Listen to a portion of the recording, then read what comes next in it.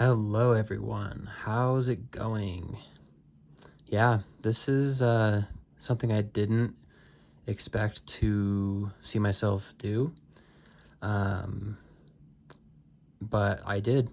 I bought a ROG Ally, and I know in a video I did a few days ago, or it was like a week or two ago actually, I mentioned that I probably wouldn't end up buying the ROG Ally, but the more I thought about it, I realized that this device might suit me more than the Steam Deck does. And in my 2 days of using it now, I think that is correct. And I'm going to tell you why here. But first, I just want to kind of give you my initial impressions on this device. I know that it's been covered to death. Everybody and their dog has made a review or first impressions or some sort of video about the ROG Ally. If you follow any sort of tech reviewer, then they've probably reviewed the ROG Ally. So I'm sure you've watched a lot, but if you're like me, if you're waiting for something to come in the mail or whatever, you're going to be watching every single video that you can find on the device.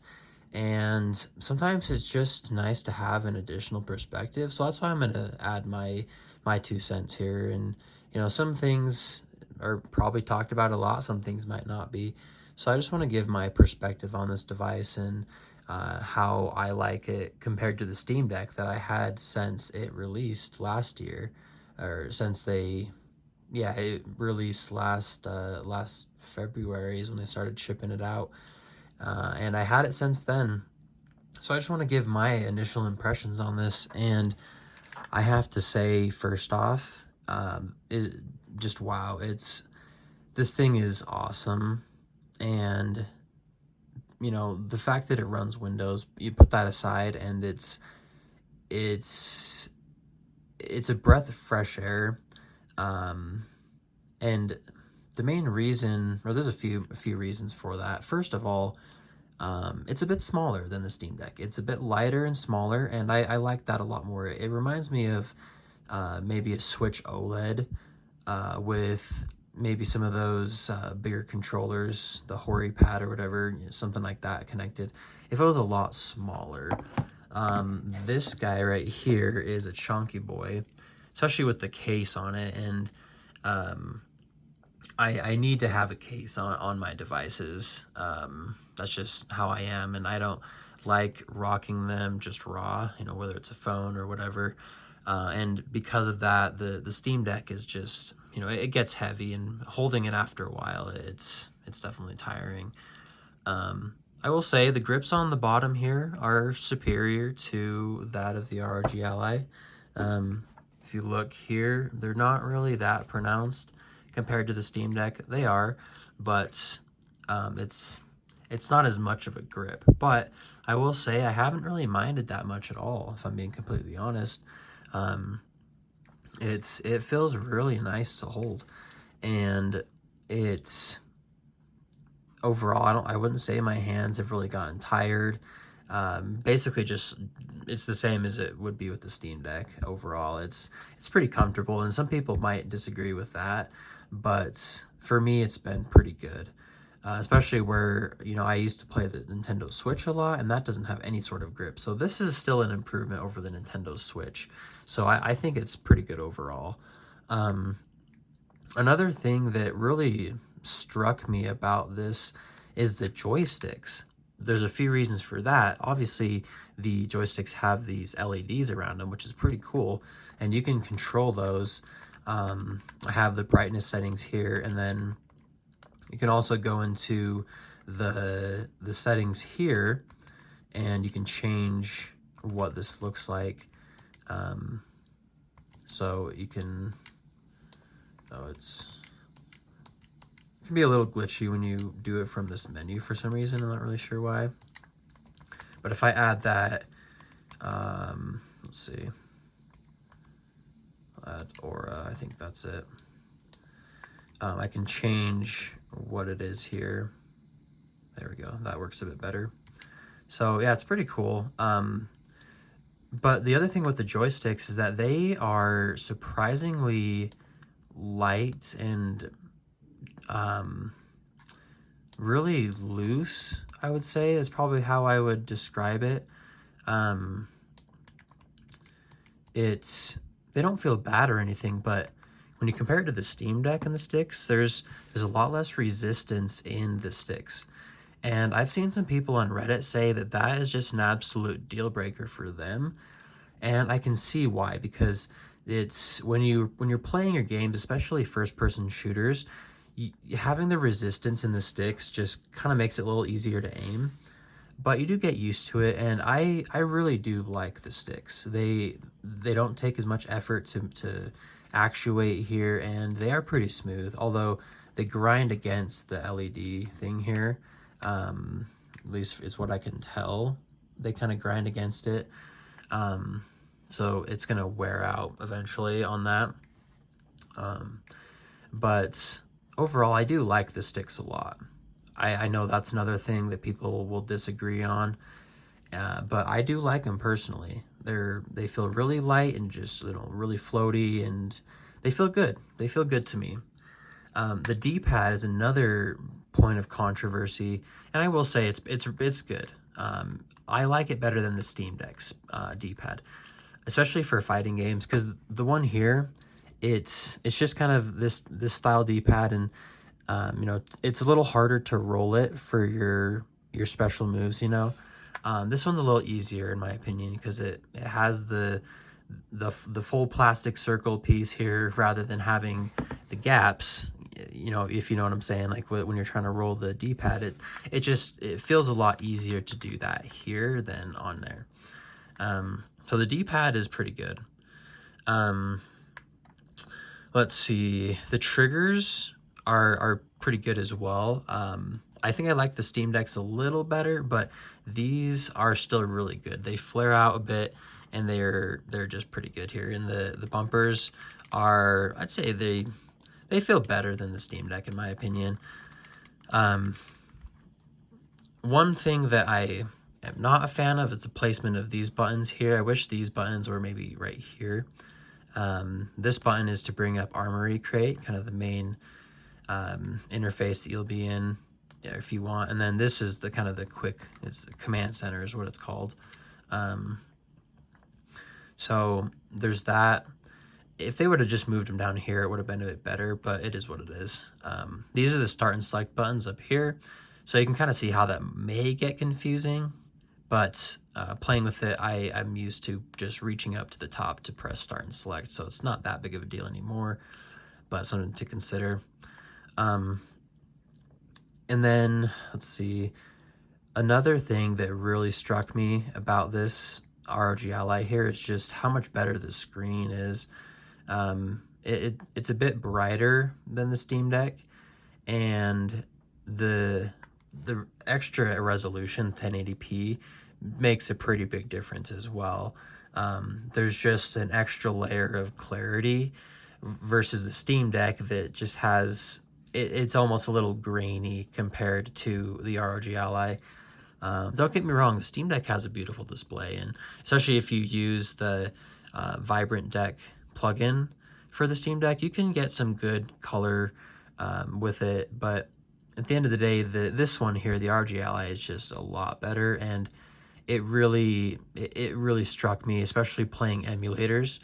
All the games that I've ran on PCSX2 and Dolphin, I've been able to run at 3x resolution, which is 1080p, to match the display, and it looks gorgeous.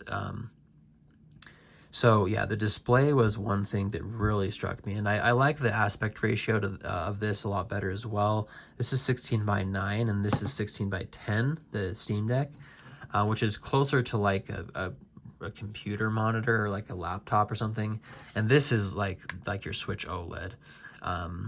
I actually have a Switch OLED screen protector on here for now until I get one for the Ally specifically. So it's kind of like the OLED screen, same size and the same aspect ratio, and I do like that because there's there's some games that don't render 16 by 10. You'll probably see that on the Steam Deck. For instance, in Elden Ring, you'll get the black bars on the top and the bottom, and I just like having the screen 16 by 9 here. So that's another plus. I have a case coming, but the lack of accessories at launch was definitely painful for some people from what I saw. I'm really glad that I waited and didn't jump on right away because, of course, you guys probably heard about the different issues the ROG Ally has had, specifically with the SD card and the SD card reader. I actually have an SD card in here. Call me crazy, but I have 1 terabyte SD card, SanDisk SD card, and it's been working fine. But the thing is with that, I've been running this very conservatively. Let me show you how my fan curve and my my power draw is set up here. So I've definitely been very conservative. Some people like pushing this all the way up to 30 watts or 35 watts or however high it goes. But for me, I'm not into that. I don't want to push the device and get it hot enough to where, you know, I could potentially damage something, because we have seen that. And Asus themselves confirmed that they were able to reproduce some issues with the SD card reader when the device is under extreme or intense thermal conditions, or however they worded it. So I just haven't really wanted to risk that. And really, if I'm being completely honest, you don't need to run it that high unless you're trying to hook this to a monitor and play super high resolutions. You really don't need it, because this setup here has worked very well for all of the games that I've tried.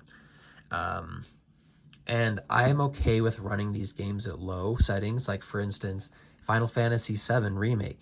I have that lowest settings. It still looks really good. Turn down the resolution a little bit, and I'm getting 60 to 80 FPS on that at 15 watts. I have the sustained power limit set to 15 watts, so that's how much it can be sustained at any time. Then I have this one here. This is how long it can sustain for 2 minutes. So it can go up to 17 watts for 2 minutes if it needs to. And then this one is how long or how much it can sustain for 10 seconds, I believe. Let's see, it should tell me if I click on it. Yeah, 10 seconds. So yeah, I have that to 19 watts, and I haven't even really seen any games go up to that much, but I just have it there just in case, because, you know, I'd rather have the option to go up just a little bit just in case it does need the extra power for something. And I feel like this is a good balance between the battery life and getting good performance. And I've also seen on Reddit that apparently Asus did some stuff in their latest BIOS update that actually increased performance by a considerable amount from what I've seen at 15 watts. So it seems like they're making it even better at this power level. So there's really no reason not to try it on your favorite games and see if it works. And if it doesn't, you can always go up a bit. But this is what my fan curve looks like. Again, this is a kind of an aggressive fan curve from what I've seen other people do. But I want it to be able to ramp up all the way if needed, just in case it gets a little hot. You know, I don't want it to, I don't want to risk damaging anything. I don't want it to get super hot in my hands. And I might be a minority on this, but I really don't mind the fan. I really don't mind the fan noise at all. Even if it's running 100%, like it really doesn't bother me that much. I've seen some people, you know, they were changing out their Steam Deck fans for the other one that wasn't so noisy when it first came out. And, you know, a lot of people don't like a noisy fan, but for me, it doesn't really matter that much. I've never really been bothered by that. With the Steam Deck, you know, I'm pretty sure I have the louder fan in this model, and you know, it doesn't bother me. So this is what my fan curve looks like for fan 1 and fan 2. So yeah, this is kind of how I'm running it, and again, I just have it on manual mode. If you don't want to mess around with that, you can also do performance, and that kind of just tunes it automatically. And you can use Asus's fan curve. but it's definitely not as aggressive as what I have it set to right now. That is, unless they change it, which they could. But yeah, overall, my first impressions with this device here are very good. I've gone through and updated everything, and really I've only had it completely crash once where I had to hold the power button. And I think that may have been before I was done updating everything. So far, you know, the past day or so, past 24 hours, give or take, I really haven't had any issues. Everything's been pretty smooth. You know, loading games in Steam has been great. I've even gone through and started using Steam ROM Manager and got stuff set up there with my emulators and all that, and getting all that. I'm not sure if EmuDeck was out of their whatchamacallit, their Patreon thing, the EmuDeck for Windows. But whenever that's ready to download, I'm gonna be using that as well. But for the meantime, Steam ROM Manager is good by itself, and you know, it's pretty easy to set up overall. But yeah, this has been a great device, and if you want, you can always go in and use the Steam Deck interface in Steam, and you can kind of have this here. You guys can't really see it on the video, obviously, but the 120 hertz screen on this compared to this, it's definitely a lot smoother, and you guys can probably even see right here. Like if I go back and forth, I'm looking in the viewfinder, and the ROG Ally is clearly smoother, even just navigating this menu. And I don't know if that's because it's just running Steam here. I mean, this is running Steam too, so I just feel like this is just a hell of a lot smoother than this overall. You know, on the Steam Deck running Final Fantasy VII Remake, lowest settings, I'm still I'm not getting 60 FPS, that's for sure. It's just not, I think I have that game locked at 40, if I'm not mistaken. But you're just getting a lot better performance in this guy, and it's been a dream. Like, it's been a blast playing games here. I'm just gonna start up Jack and Daxter while I talk, but playing games, oh man, that's dirty. Yeah, playing games on the ROG Ally has just been a blast. This is really, I feel like, the device that I've been waiting for, as far as something that's can provide the performance that I want for emulation or whatever it is, in the form factor that I would want as well. You know, this is, like I said, this is pretty close to the Switch OLED. It's just a little bigger, but it's still pretty close overall. I mean, as you can see, this is smooth. I'm going to turn on the real-time monitor so you can see the FPS and everything and wattage. Yeah, it's, switch this to game. This is the control mode. If you guys have ever seen that, you can switch between the desktop and gamepad. Really easy to get used to. It kind of helps you change how you're going to navigate through. Since you don't have the trackpads here, it makes it a little easier to navigate. But let me turn this down just a little bit of brightness so you can see a little better. But yeah, this is running at 1080p, 3x resolution, and I'm currently at 17 watts. It definitely pushes the device a bit, but I mean, it's worth it. You know, if I get an hour and a half, 2 hours of battery, I think that's fine. I have a battery bank, a 65 watt, 20,000 milliamp hour battery bank, and I have that if I want some extra juice, you know. And it's for this type of device here, the trade-offs are totally worth it to me, and it just makes me really excited, because if it's this good right now, first of all, the Steam Deck 2 I'm sure it has to top this, right? I would think that they would top this whenever they release that in a few years. But it just makes me excited for, you know, the ROG Ally 2 whenever that comes, or you know, maybe Microsoft jumps into the handheld game. You never know. You know, just seeing this type of thing here and how good it is, it just makes me excited for the future, and you know what other handhelds and stuff we're gonna see, and maybe we'll see some advancements in battery technology. You know, maybe we'll see this type of device here get something closer to the Switch OLED battery life. You know, it's 5, 6, 7 hours.